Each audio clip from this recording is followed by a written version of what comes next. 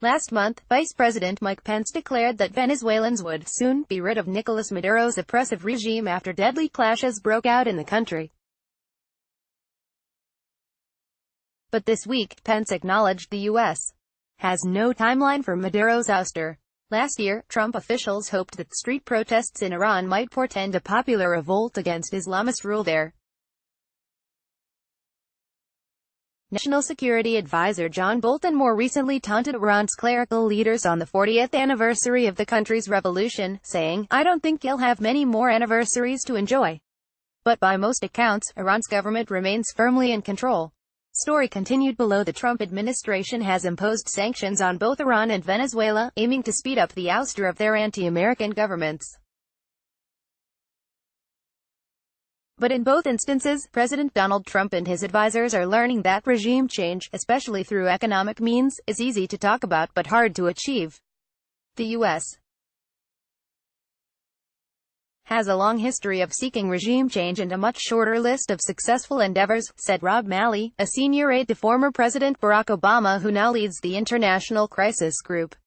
While Trump has issued past American methods of government overthrow, focusing on economic penalties and marshalling international pressure instead of George W.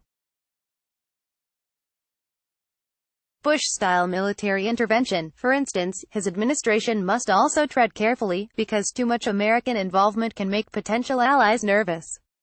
By signing up, you agree to receive email newsletters or alerts from Politico. You can unsubscribe at any time. Any suggestion that the regime change effort is made in America, let alone made by the Trump administration, could be considered the kiss of death, Malley said.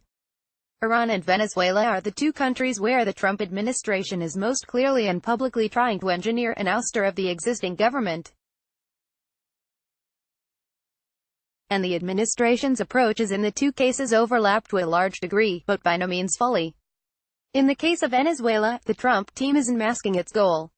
The U.S. President has said he no longer recognizes Maduro as the country's legitimate leader, instead supporting opposition leader Juan Guaido's claim to be Venezuela's interim president. Bolton even continues to float the possibility of the U.S. taking military action to get Maduro out of office. President Trump has made clear to Nicolás Maduro and those around him, all options are on the table, Bolton tweeted Wednesday.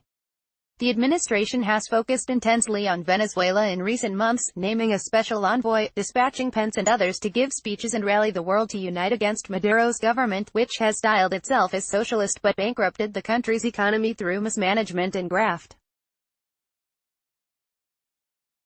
But momentum has lagged since pro-Maduro military forces stopped a high-profile, U.S.-led effort to deliver humanitarian aid to Venezuelans in late February, causing fatalities. And regional leaders have since dismissed calls from Venezuela's opposition to consider using force against Maduro. Some administration officials still privately speak of a timetable of weeks or months for Maduro to fall, according to outside experts in touch with them. Publicly, though, U.S. officials have begun tempering their optimism. "We have understood that this is a struggle in Venezuela whose length we can't predict," Elliot Abrams, the Trump administration's recently named special envoy for Venezuela, told reporters on Friday. "No one can predict it. Some analysts say Maduro, who has support from Russia and Cuba, could hang on for years. After all, the U.S. has been promising regime change to the Cubans in Miami for 60 years, noted Ted Piccone, a Latin America specialist at the Brookings Institution. Authoritarian governments don't give up easily, added a Senate aide. They don't wake up one day and say, "Wow, John Bolton's tweet was so intimidating, I'm going to pack up my things and leave the country." On Iran, the administration insists it is not seeking regime change, but rather a change in the regime's behavior. But the administration's demands on Tehran, summed up in 12 conditions, are so far-reaching that analysts argue it's effectively a call for regime change. Secretary of State Mike Pompeo has compared the U.S. effort to erode Iran's Islamist system to American efforts to undermine the Soviet Union. But for now, the Iranian leadership believes it may be able to outlast Trump, especially if he isn't re-elected. The reality is that it's never easy to predict when a government will fall. The world was blindsided by the 2011 ouster of Tunisia's dictator, which launched the Arab Spring movements. But while some Arab governments seen as stable, like Egypt's, fell, others under siege, like Syria's, managed to hang on through sheer brutality.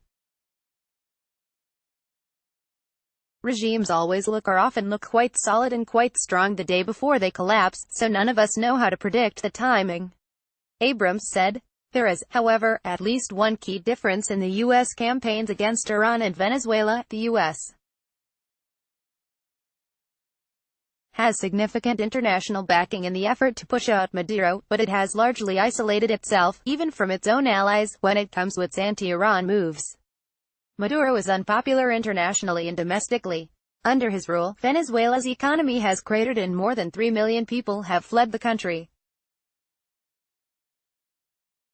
International observers condemned Maduro's re-election last year as rigged. Dozens of countries have followed Trump in recognizing Guaido as interim president. Maduro's one big advantage is his ongoing support among his country's military leaders, though hundreds of Venezuelan soldiers have defected in recent weeks. Conversely, many of America's allies are not embracing Trump's anti-Iran campaign. While these foreign governments dislike Iran's regime and share concerns about the country's military tactics, they've argued that Trump's decision to abandon the Iran nuclear deal was a diplomatic error and a strategic miscalculation that has put them in more danger. Still, Trump administration has primarily leaned on sanctions to spur change in both Iran and Venezuela. Trump withdrew the U.S. from the nuclear deal with Iran in part to reimpose major economic penalties, which have badly damaged Iran's economy. For Venezuela, Trump has imposed several rounds of sanctions since taking office, including on a major state oil company. But the Iranian sanctions have upset American allies because they carry secondary effects, meaning they can be levied on foreign companies that do business with Iran. France, Britain, and Germany have even helped Iran set up a financial mechanism that could in theory be used to evade the sanctions. With Venezuela, however, other countries have been broadly supportive of penalizing Maduro. Some have even imposed their own sanctions on the regime's leaders. Still, many Latin American countries have lagged in punishing Caracas financially, in part because they lack the necessary bureaucratic structure to hammer Maduro, observers say. Another concern is that more penalties could deepen the suffering of ordinary Venezuelans. But if Maduro lingers, more countries may follow suit and ratchet up the economic pressure. The U.S. is already looking at other ways to persuade other countries to step up. Bolton on Wednesday warned financial institutions to cut off any interactions that benefit Nicolás Maduro and his corrupt network, or face sanctions. The U.S. has a long history of intervening in Latin American countries, often with disastrous results, leading to a deep wariness of its intentions this time. Accordingly, the Trump administration is careful to note that it is not calling for a coup in Venezuela. Rather, it points to provisions in Venezuela's constitution that allow for Guaido, who leads the country's National Assembly, to declare himself interim president, to justify the transition. But Bolton tapped into this loaded history when he recently invoked the Monroe Doctrine to justify Trump's decision to stand against Maduro while maintaining warm relationships with other dictators elsewhere in the world. The Monroe Doctrine, an 1823 decree from President James Monroe, warned European colonial powers that the U.S. would not tolerate their interference in the Western Hemisphere. Over the years, however, the doctrine has come to be seen as America's justification for its own interventions in Latin America. In mentioning the Monroe Doctrine, Bolton, arguably, is doing more to undermine the administration's stated goal than anything Maduro might come up with, Malley said. Sen. Marco Rubio, a Florida Republican with deep antipathy toward Maduro, also might have undercut the U.S. when he recently tweeted out photos of Libyan dictator Muammar Gaddafi, including one taken soon before he was killed in 2011 by Western-backed rebels. Such moves might even dissuade Maduro from giving up power, some argue. The picture you should be sending is one of him on the beach in Cuba with a mojito, said a Democratic congressional aide. You don't want him to think the only way out is jail or death.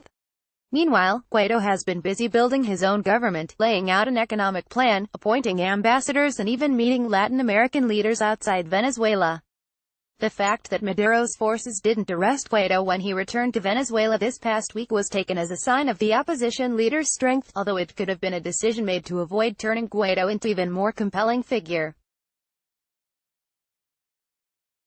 For me, the Maduro regime has not strong, Maria Teresa Beltran, whom Guaido has named ambassador to Brazil, told Politico in a phone interview.